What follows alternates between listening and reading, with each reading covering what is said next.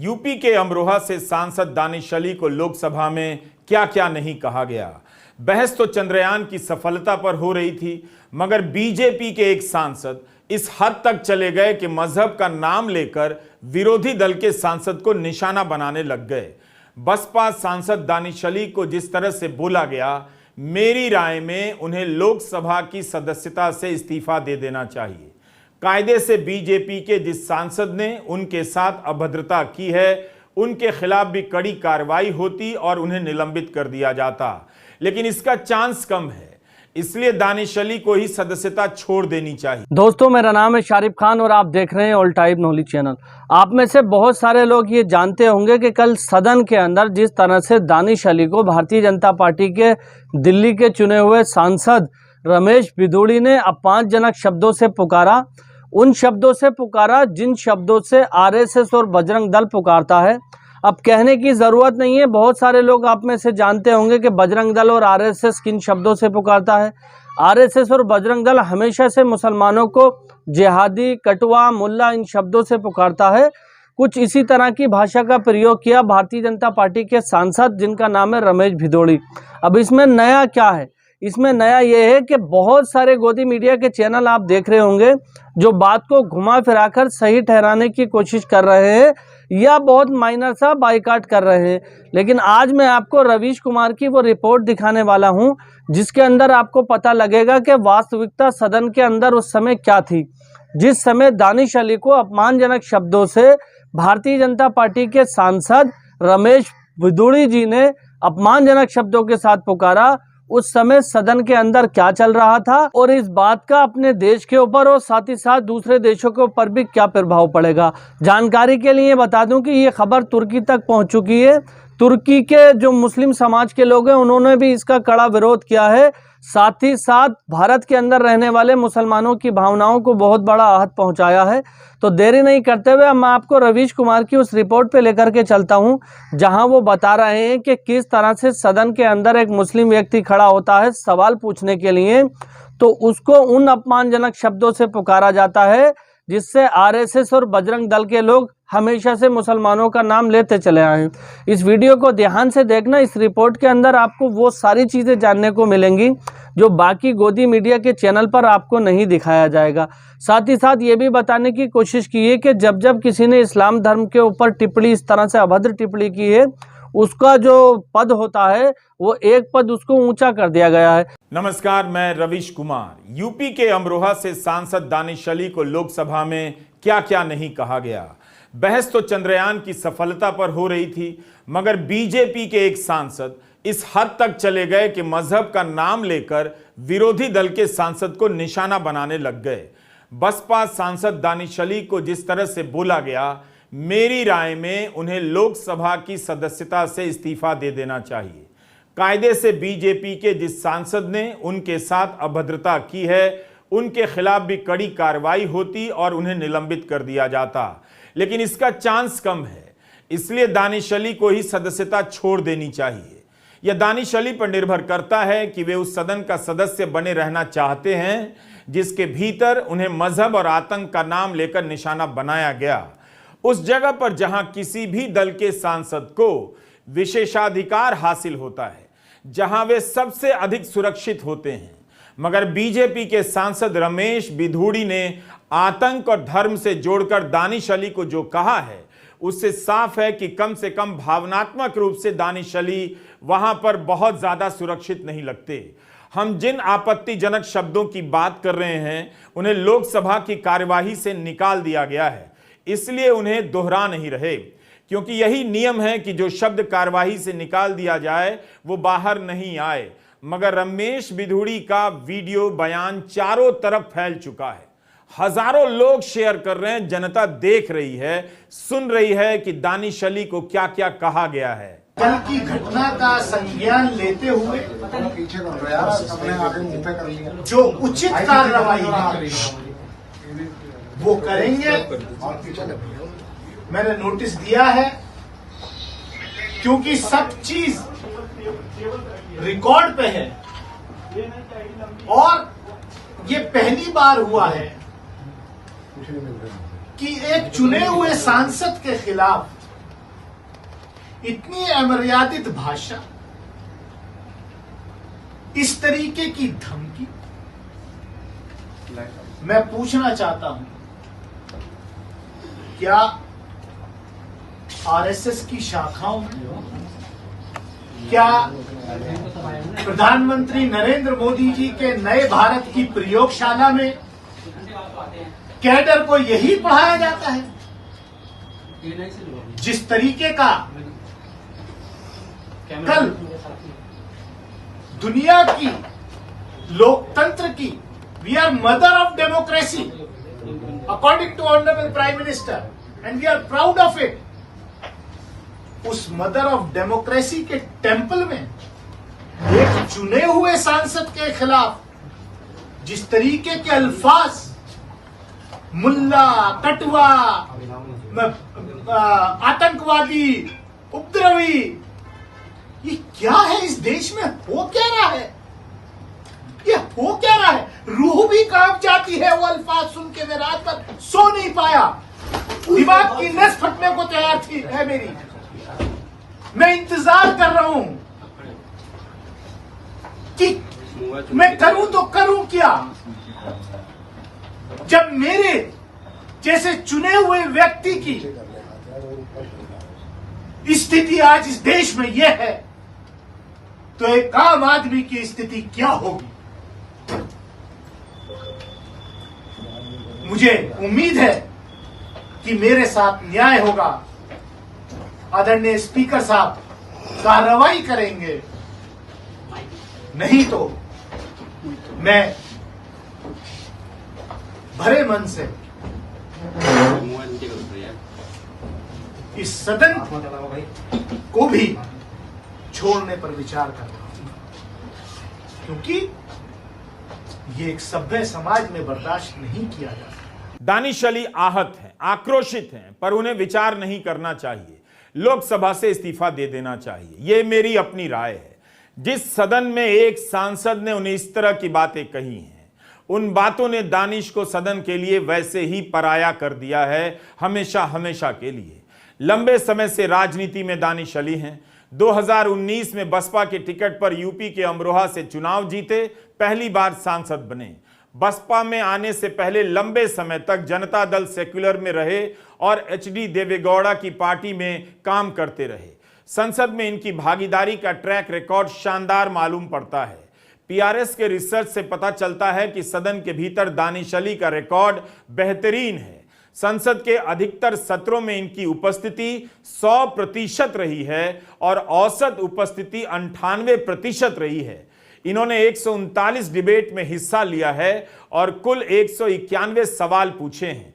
हाल ही में अविश्वास प्रस्ताव के समय दानिश अली ने संसद टीवी की एक चालाकी पकड़ ली। जिस समय बहस चल रही थी, उस समय संसद टीवी पर मोदी सरकार की 9 साल की उपलब्धियों की एक पट्टी चल रही थी। दानिश अली ने देखा और उनके ही टोकने के बाद इसे रोका गया। बीजेपी के सांसद हैं रमेश बिधूड़ी, दक्षिण दिल्ली से, जो संभ्रांत इलाका माना जाता है, समृद्ध इलाका माना जाता है। सोशल मीडिया पर जो वीडियो वायरल है, उसे सुनकर किसी का भी सर शर्म से झुक जाना चाहिए। दानिश अली ने बताया कि वे इतने आहत हो गए कि रात भर नींद नहीं आई। जाहिर सी बात है, सड़क पर दी जाने वाली गालियां, सांप्रदायिक नफरत से भरे शब्दों को लोकतंत्र के मंदिर में दोहराया जाए, उसमें आस्था रखने वाले किसी भी नागरिक की नींद उड़ ही जानी चाहिए। दानिश अली ने लोकसभा अध्यक्ष को एक पत्र लिखा है। इस पत्र में लिखा है कि रमेश बिधूड़ी ने मेरे खिलाफ गंदे से गंदे शब्दों का इस्तेमाल किया, जो लोकसभा के रिकॉर्ड का हिस्सा है।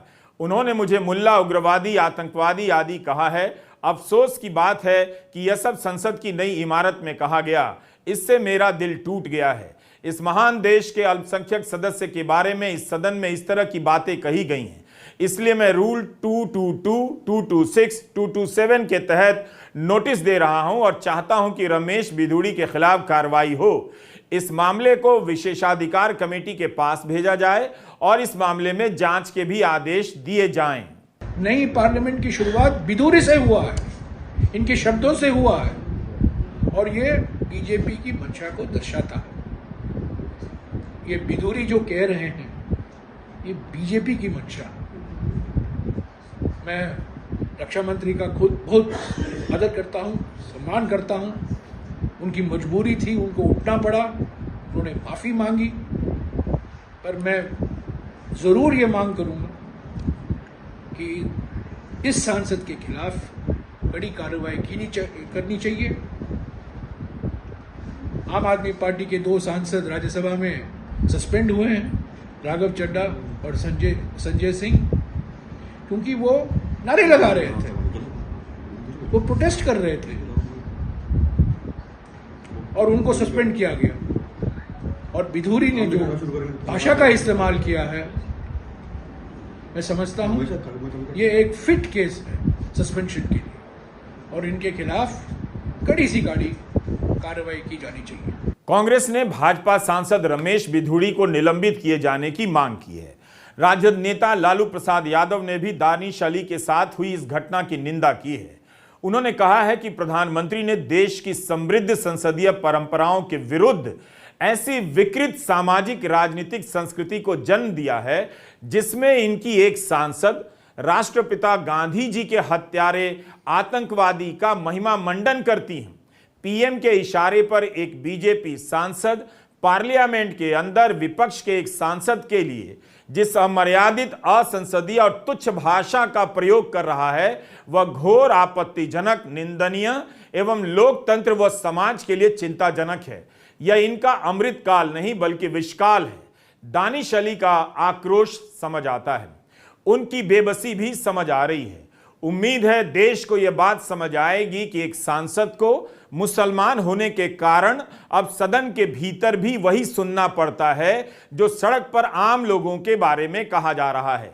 आपके घरों के रिश्तेदारों और हाउसिंग सोसाइटी के व्हाट्सएप ग्रुप के अंकल आंटी ने इस समाज की सुंदर संस्कृति को बर्बाद कर दिया है। इन सभी से आप दूर रहिए और सावधान भी रहिए। क्या हम इसलिए चुन के आते हैं? क्या देश को आजादी इसलिए दिलाई गई थी? क्या हमारे पुरखों ने कुर्बानियां इसलिए दी थी इस देश की आजादी के लिए कि जब हमारे प्रतिनिधि चुन करके जाएंगे तो उनको ये सुनने को मिलेगा? दुनिया के अंदर आज देश की क्या तस्वीर आपने खींच के रख दी? महिलाओं को आरक्षण ये स्पेशल सेशन था। 75 साल अमृत काल में हम गए हैं, पार्लियामेंट की नई बिल्डिंग में हम गए हैं।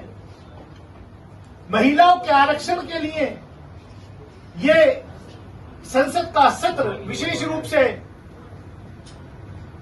बुलाया गया। वो आरक्षण कब मिलेगा? 2029 में लागू होगा, 2034 में होगा या 2047 में होगा? अभी उस पर सवालिया निशान है, मैं उसमें नहीं जाना चाहता। लेकिन मुझे तो ऐसा लग रहा है कि क्या ये स्पेशल सेशन इस देश के चुने हुए एक सांसद को। दानिश अली की पार्टी बसपा की अध्यक्ष मायावती का बयान आया है कि दिल्ली से भाजपा सांसद द्वारा बीजेपी सांसद श्री दानिश अली के खिलाफ सदन में आपत्तिजनक टिप्पणी को हालांकि स्पीकर ने रिकॉर्ड से हटाकर उन्हें चेतावनी भी दी है। वह वरिष्ठ मंत्री ने सदन में माफी मांगी, किंतु पार्टी द्वारा उनके विरुद्ध अभी तक समुचित कार्रवाई नहीं करना दुखद और दुर्भाग्यपूर्ण है। एआईएमआईएम के अध्यक्ष और सांसद असदुद्दीन ओवैसी ने कहा है कि इस वीडियो में चौंकाने वाला कुछ भी नहीं।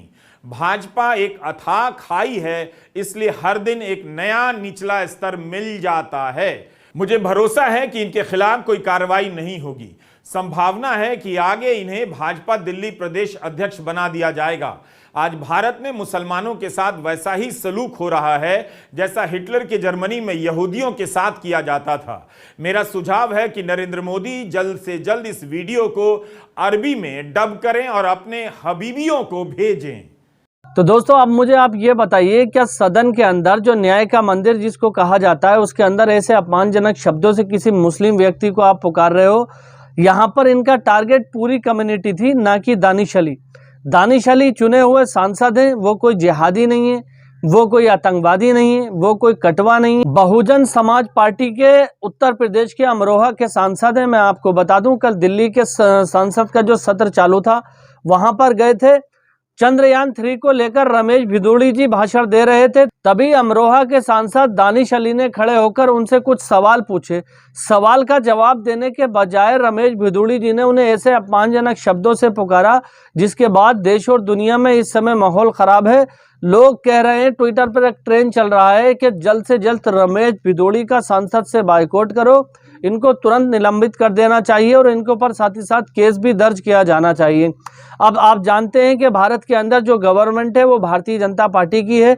देखना यह है कि मोदी जी जो नारा देते हैं सबका साथ सबका विकास, उस पर कितना अमल करते हैं। जिस तरह से धर्म विशेष का होने की वजह से दानिश अली पर अभद्र भाषा का प्रयोग किया, उस पर मोदी जी एक्शन लेते हैं या नहीं लेते हैं। मैं आपकी जानकारी के लिए बता दूं कि उस समय लोकसभा के स्पीकर जो वहां पर मौजूद थे, उन्होंने रमेश भिदोड़ी को निलंबित करने के बजाय केवल इस तरह से ट्रीट किया जैसे एक छोटे बच्चे को किया जाता है, वार्निंग देकर के छोड़ दिया कि आगे से ऐसा मत करना।